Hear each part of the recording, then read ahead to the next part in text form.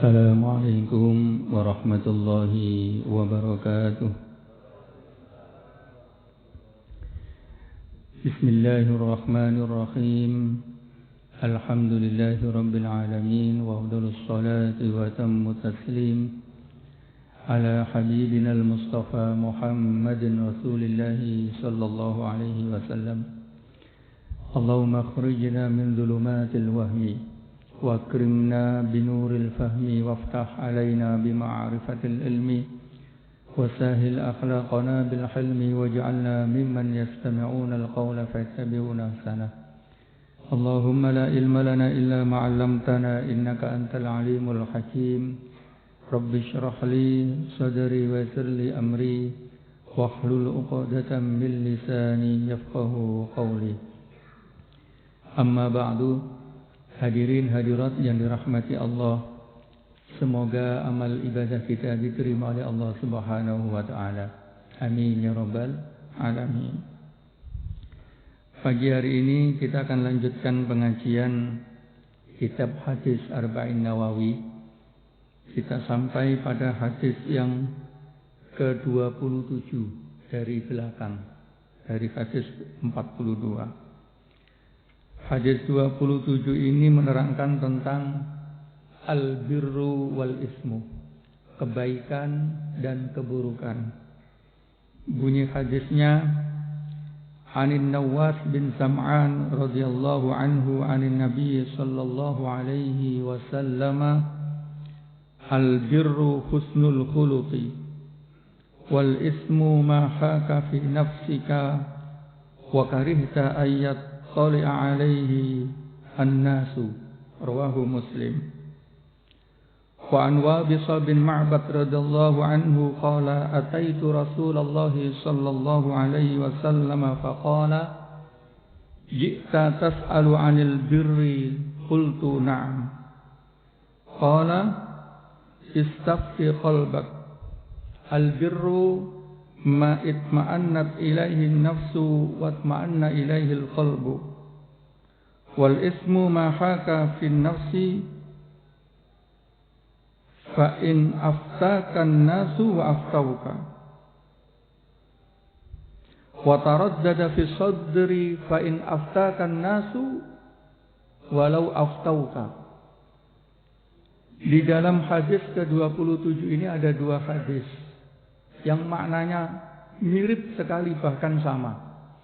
Pertama, hadis ini diriwayatkan oleh An-Nawas bin Sam'an, yang kedua Wabisah bin Ma'bad. An-Nawas bin Sam'an ini adalah dari Banu Kilab yang arahnya menuju ke Syam, agak jauh dari kota Madinah. Beliau datang kepada Rasulullah sallallahu alaihi wasallam ketika mau pulang tidak boleh. Suruh tinggal dulu bersama Rasulullah hampir sekitar 1 tahun.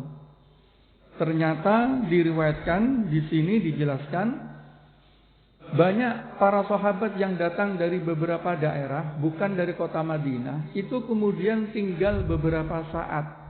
Untuk apa? Untuk menimba ilmu kepada Rasulullah sallallahu alaihi wasallam. Bahkan untuk menyampaikan pertanyaan-pertanyaan. Nah, An-Nawas bin Sam'an ini beliau sendiri yang menyatakan, aku mau pulang tidak boleh, kata Rasulullah. Diminta tinggal dulu selama hampir 1 tahun. Maka Nawas bin Sam'an ini tidak kembali ke daerahnya sampai 1 tahun. Di antara hasil dari tinggalnya 1 tahun meriwayatkan salah satu hadis tentang kebaikan dan keburukan serta tanda-tandanya. Wabisa bin Ma'bad juga demikian.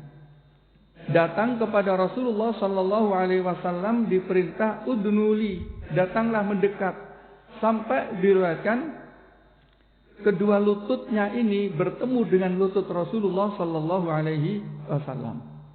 Jadi biasanya kalau murid yang dekat sekali dengan gurunya itu pasti dipanggil dan lututnya bertemu dengan lutut. Wahai Wabisah, kamu tanya dulu apa aku jawab? Ini sebagian ulama menyatakan salah satu mukjizat Rasulullah sallallahu alaihi wasallam itu mengetahui pertanyaan sahabat yang belum ditanyakan. Kamu kesini kan mau tanya tentang kebaikan dan keburukan. Wah, bisa jawab na'am. Nah, ini hanya para nabi yang seperti ini. Bagaimana para ulama yang lain? Apakah bisa? Bisa jadi. Tetapi memastikan pasti bisa, itu berarti ada bantuan dari hal-hal yang lain. Jadi yang tidak boleh itu adalah pasti bisa. Oh, itu pasti bisa. Pasti bisa menebak hati orang lain. Nah, kalau ada pasti, itu biasanya ada bantuan dari hal-hal yang lain. Dan itu memang bisa dipelajari. Tapi tentu bukan yang diajarkan oleh Rasulullah sallallahu alaihi wasallam. Kadang kita akan melihat, oh, yang itu makrifat. Padahal itu bukan makrifat.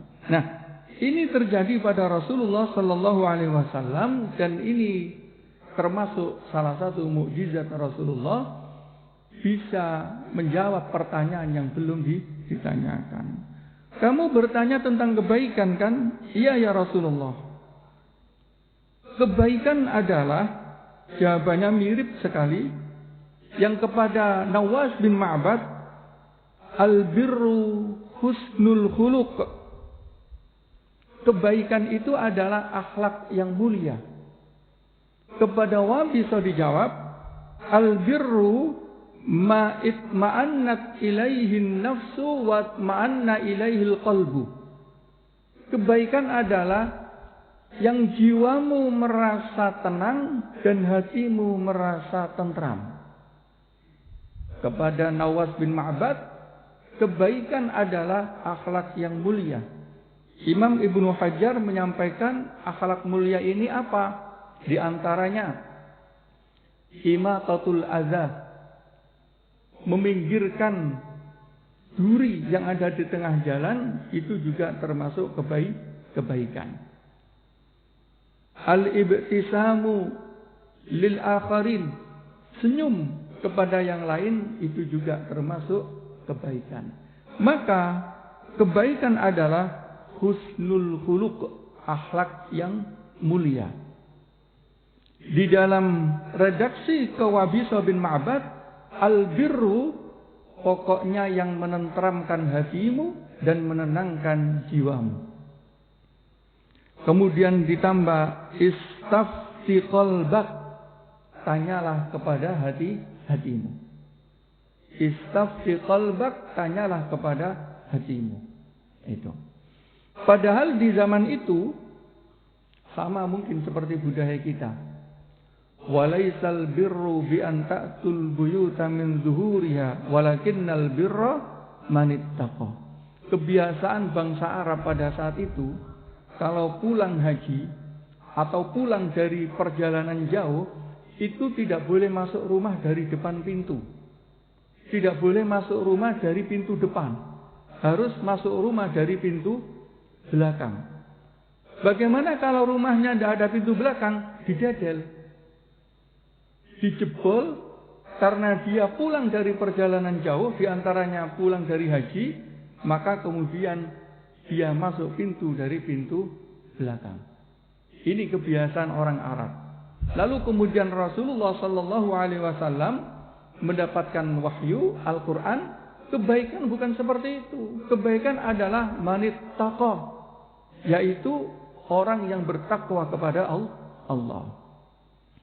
Laisal birra an tuwallu wujuhakum qibalal masyriqi wal maghribi.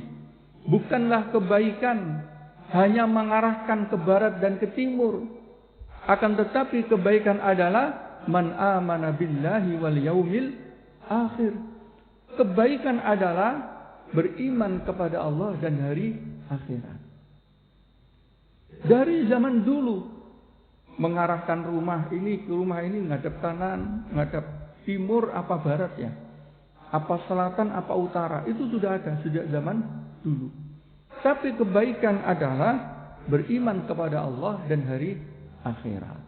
Sebagian ulama membolehkan jika memang itu hanya kebiasaan. tapi bukan menjadi keyakinan akan mendapatkan kebaikan. Contoh, rumah menghadap ke timur dengan menghadap ke utara atau selatan itu dianggap lebih sehat karena mendapatkan sinar matahari. Kalau seperti ini para ulama membolehkan, bahkan di Azhar pun memang itu lebih baik karena mendapatkan sinar matahari. Tapi bukan kemudian diyakini kalau menghadap ke timur itu mendapatkan keberuntungan, kalau ke utara tidak mendapatkan keberuntungan. Nah, ini namanya at-tatayyur, mengundi nasib dari menghadapnya rumah. Nah, dari situ kemudian diteruskan, wal ismu mahaka fi nafsika. Keburukan adalah yang dirimu merasa tidak enak. Wa karihta ayyat tali alaihin nas, dan kamu tidak suka itu diketahui oleh orang lain. Sama di dalam hadis yang kepada Wabisa adalah wal ismu mahaka fi nafsi wa taraddada fi sadri. Dosa itu adalah yang hatimu merasa tidak enak dan dadamu merasa bergetar. Wa in aftakan nasu, walaupun para ulama memberikan fatwa kepadamu boleh. An-nasu di sini Imam Ibnu Hajar mengatakan ulama. Walaupun seluruh ulama mengatakan itu boleh, tapi kalau pada dirimu bergetar dan merasa itu dosa, maka itu adalah dosa. Nah, Imam Ibnu Hajar Al-Asqalani kemudian menjelaskan, ciri kalau itu dosa ada dua. Pertama, naluri manusia itu tahu akibat buruk dari perbuatannya. Itu pertama. Seorang hamba ketika melakukan, mohon maaf, zina, mencuri, mengambil harta orang lain, atau ingin melukai orang lain dari jarak jauh, itu pasti akibatnya tahu. Orang yang berakal sehat pasti tahu akibatnya. Akibatnya apa? Merugikan orang lain. Bahkan bisa jadi merugikan diri sendiri. Zina tentu merugikan orang lain, jika punya anak merugikan anaknya. Mencuri merugikan orang lain. Artinya adalah ma'rifatul aqibah, mengetahui akibat buruk dari perbuatannya. Setiap diri kita pasti tahu. Semua diri kita tahu. Tidak usah bertanya kepada orang lain. Akibat buruk ini benar apa enggak ya? Tahu. Minum khamr, jelas akibat buruknya. Nah, kalau ini dengan dalil, sedikit atau banyak tetap haram. Qaliluhu wa katsiruhu haram. Itu jelas. Alamat yang kedua, wa karihta ayyat tali'a alaihin nasu. Kamu tidak mau kalau orang lain itu tahu. Jadi tanda kedua adalah kalau kita melakukan perbuatan dan kemudian perbuatan itu tidak mau orang lain tahu, itu bisa jadi dosa. Contoh, kita sholat subuh di sini, tidak ada yang sembunyi-sembunyi. Jika ditanya, kemana Abah? Pergi sholat subuh ke Al-Maghfirah. Semua satu kampung tahu pun tidak akan hati kita gelisah. Tapi kalau perbuatan itu mengandung dosa, kalau ketahuan orang lain, pasti tidak suka. Ini yang kedua ini adalah salah satu ciri bahwasanya perbuatan yang sedang kita lakukan mengandung dosa. Lalu kemudian ditanyakan, apakah dua syarat itu harus ada dalam satu kegiatan? Yaitu satu, mengetahui akibat buruk. Kedua, takut ketahuan orang lain. Apakah dua syarat ini harus ada dalam satu perbuatan dosa? Kata Imam Ibnu Hajar, Tidak harus dua-duanya ada di dalam satu perbuatan. Bisa jadi hanya satu tanda itu sudah menunjukkan bahwasannya itu adalah perbuatan dosa. Kalaupun toh bukan perbuatan dosa, itu kembali kepada hadis yang sebelumnya, termasuk bagian dari syubhat, yaitu ma bainal halali wal haram, antara halal dengan haram.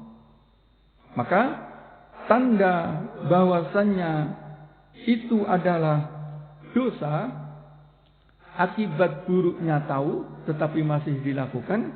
Yang kedua, takut ketahuan orang lain. Di dalam hadis Wabisah lebih jelas lagi, riwayat hadis yang lain, letakkan tanganmu di dada, jika sangat bergetar, maka tanda bahwasanya yang sedang dilakukan adalah mengandung unsur dosa. Wataraddada sadru, itu artinya adalah hatinya sedang berdetak. Hatinya sedang berdetak. Wa in aftakan nasu, walaupun semua orang itu memberikan fatwa, boleh. Wa in aftakan nasu, walaupun semua orang memberikan fatwa, boleh. Karena memang ada, satu peristiwa bagi si fulan halal, bagi si fulan haram, itu bisa terjadi. Contoh cerita Abdullah bin Mubarak ketika ketemu dengan seorang ibu memasak bangkai, itu ibu menyatakan, wahai Abdullah bin Mubarak, daging ini halal bagiku tapi haram bagimu. Kenapa? Karena daging ini bagi ibu yang sudah tidak makan 3 hari, itu menjadi halal karena terpaksa. Bukan karena hukum dasar. Hukum dasar bangkai adalah haram, tetapi bisa difatwakan menjadi boleh jika dia terpaksa. Kalau tidak makan akan meninggal.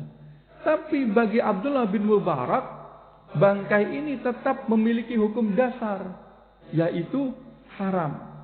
Maka satu peristiwa bisa memiliki 2 hukum yang berbeda pada 2 seseorang.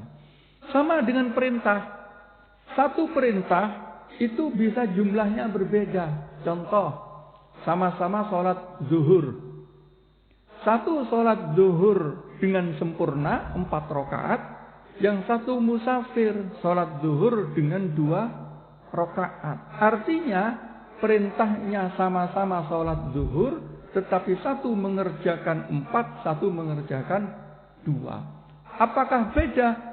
Sama di hadapan Allah Subhanahu wa ta'ala. Tetapi ini tidak bisa ditukar. Yang mukim, aku 2 sajalah. Yang musafir, aku 4 saja. Tidak boleh. Yang mukim 4, yang musafir 2. Satu peristiwa, satu perintah, tapi pelaksanaannya berbeda. Sama dengan tadi.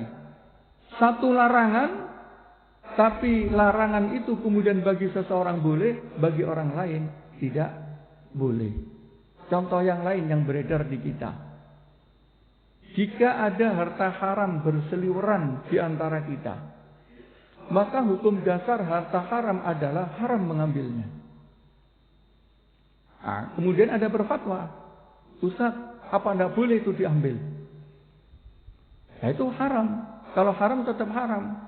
Daripada tidak kita ambil, Ustaz, itu malah bahaya. Diambil orang lain. Contoh begini. Syekh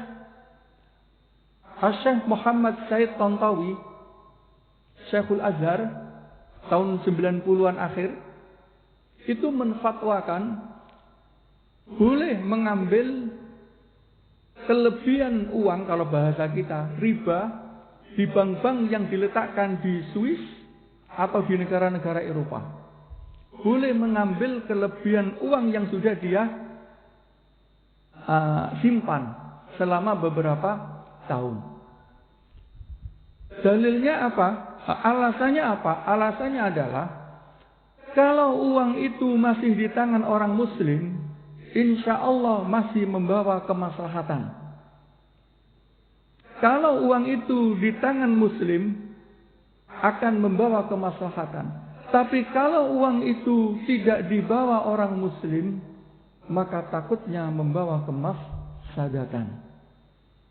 Nah, ini adalah ijtihad dari Syekh Muhammad Said Tantawi, boleh mengambil bunga bank untuk kepentingan kebaikan.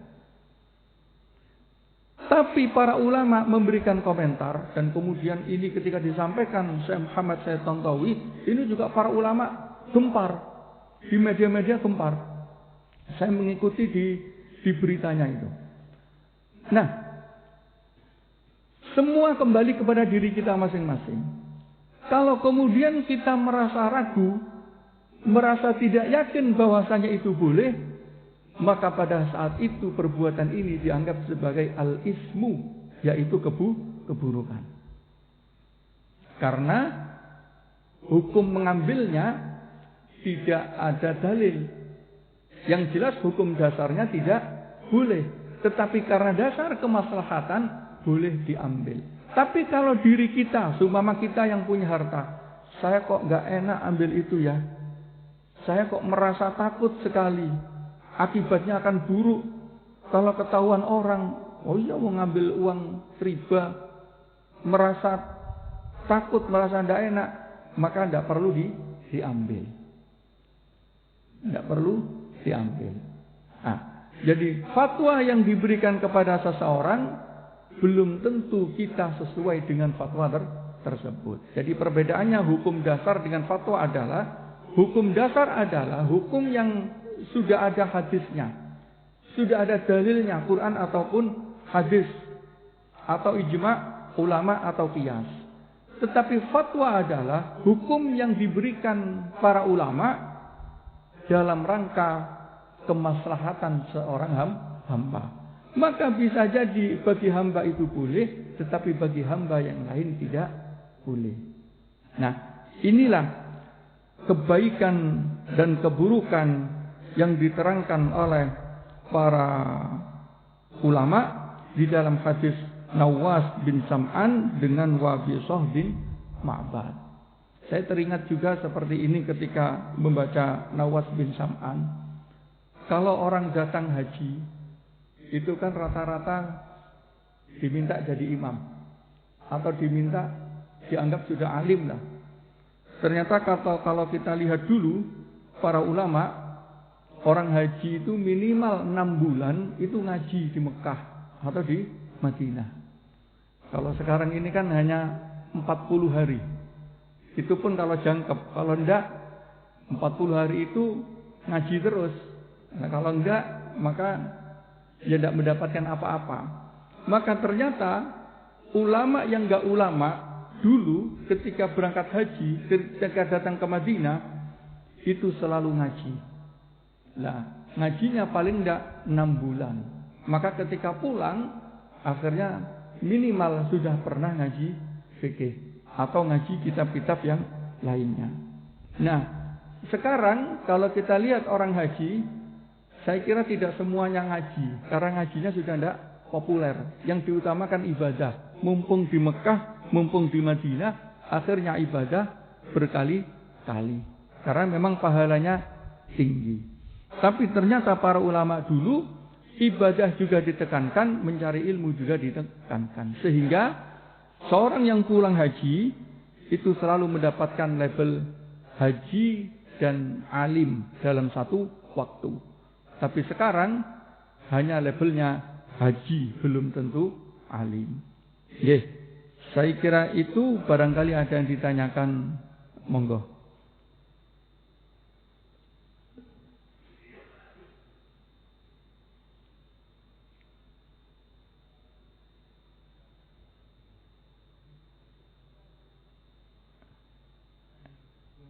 Enten, kalau mboten enten saya nambah sedikit lagi. Kebaikan dan keburukan ini adalah hukum fikih. Hukum fikih itu hukum zahir, hukum yang nampak di dunia ini. Bagaimana nanti di akhirat, Maka nanti ketika di akhirat, kita semuanya akan sadar bahwasanya yang sedang kita lakukan itu baik atau buruk. Sayyidina Ali mengatakan ngeten, "An-nasu niyamun fa in matu intabahu." Manusia itu tidur.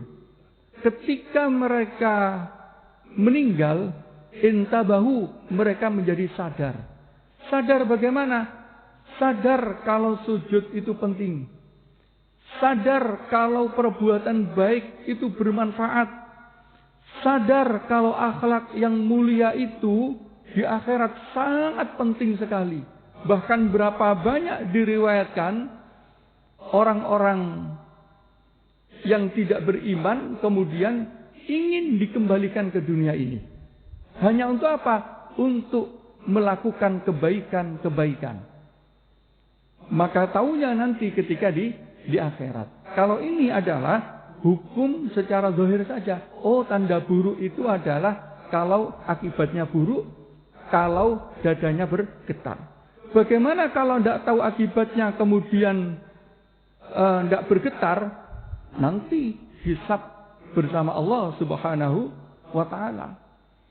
Atau begini, kita menganggap bahwasannya apa yang penting di dunia ini, ternyata nanti ketika meninggal tidak penting sama sekali.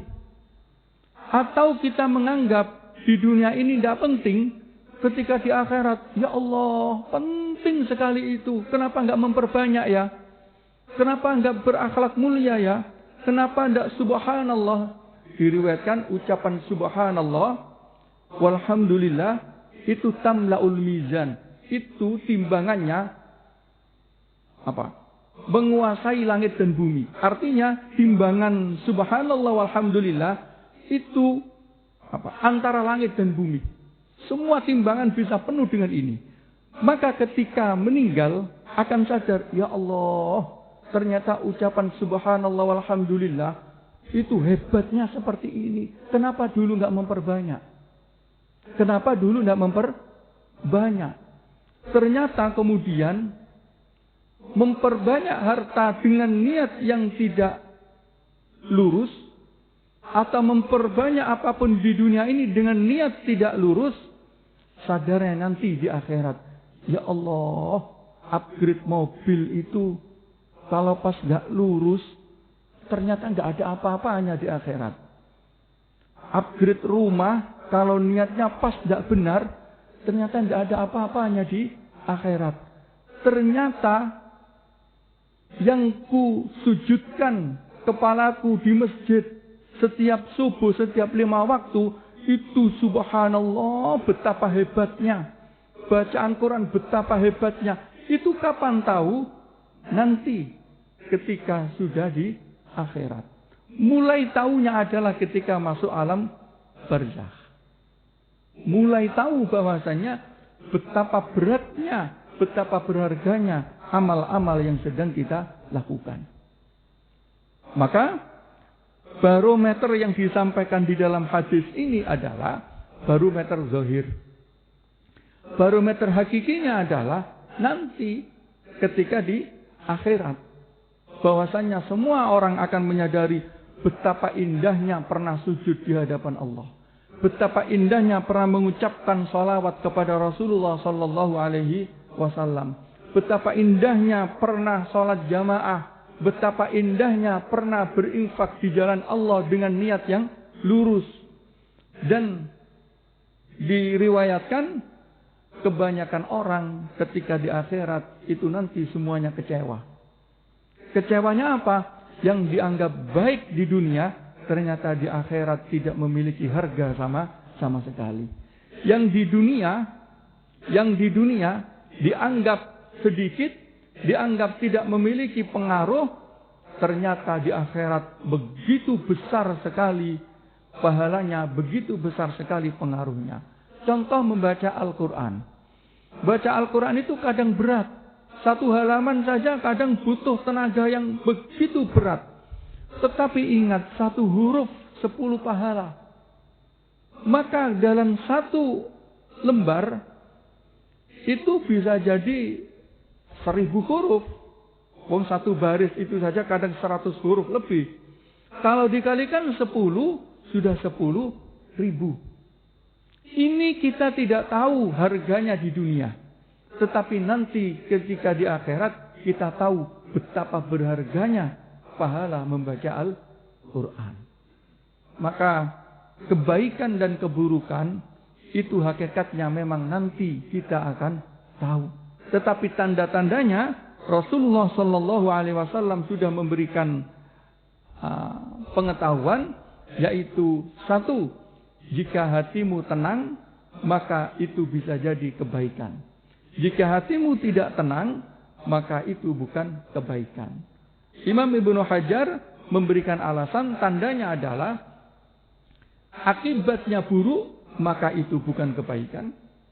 Akibatnya baik, maka itu kebaikan. Takut orang lain tahu, maka itu buruk. Suka orang lain tahu, maka itu baik. Maka itu baik. Contoh, kan ini sudah mau pemilu. Biasanya mau pemilu ada serangan fajar. Semuanya tahu. Menerima itu pasti hatinya berdegup kencang. Aduh, ya apa ini? Enggak diambil eman, diambil syubhat. Ya kalau syubhat, kalau haram, ya haram. Maka kalau diambil, biasanya enggak berani buka, langsung diberikan kepada orang lain. Itu sudah tahu hukumnya, tanpa harus kita bertanya. Hakikatnya nanti ketika di akhirat baru tahu, ya Allah, uang cuma 200.000. Ternyata di akhirat menjadi beban, menjadikan dia terseok-seok, tidak bisa berjalan. Di dunia seakan-akan berharga, ternyata di akhirat membawa beban. Semoga kita yang duduk di sini diberikan hidayah oleh Allah Subhanahu wa taala untuk bisa melaksanakan yang baik-baik dan meninggalkan yang buruk. Berapa banyak orang yang tahu itu buruk tapi tidak mampu meninggalkannya. Berapa banyak orang tahu itu baik tetapi tidak diberikan rezeki untuk mengamalkannya. Semoga kita diberikan rezeki yang baik itu dan menjauhi yang buruk. Amin ya rabbal alamin. A'udzu billahi minasyaitonir rajim. Bismillahirrahmanirrahim. Hamdan na'imin, hamdan syakirin, hamdan yafi ni'ama wa yukafi'u mazidah. Ya Rabbana lakal hamdu kama yanbaghi li jalali wajhikal karim 'azimi sultanik. Allahumma salli wa sallim wa barik ala sayyidina Muhammadin wa ala alihi wa ashabihi wa man tabi'ahum bi ihsanin ila yaumiddin. Allahumma inna ala dzikrika wa syukrika wa husni ibadatik. Allahumma inna nas'aluka ilman nafi'a wa rizqan wasi'an mubaraka wa shifaa'an min kulli da'. Allahumma 'allimna ma yanfa'una wa anfa'na bima 'allamtana. Wa astaudi'uka ilma ma 'allamtanahu farduddu inda hajatina ilaihi bi rahmatika arhamar rahimin. Rabbana atina fid dunya hasanah wa fil akhirati hasanah wa qina adzabannar. Wa sallallahu ala sayyidina Muhammad walhamdulillahi rabbil alamin.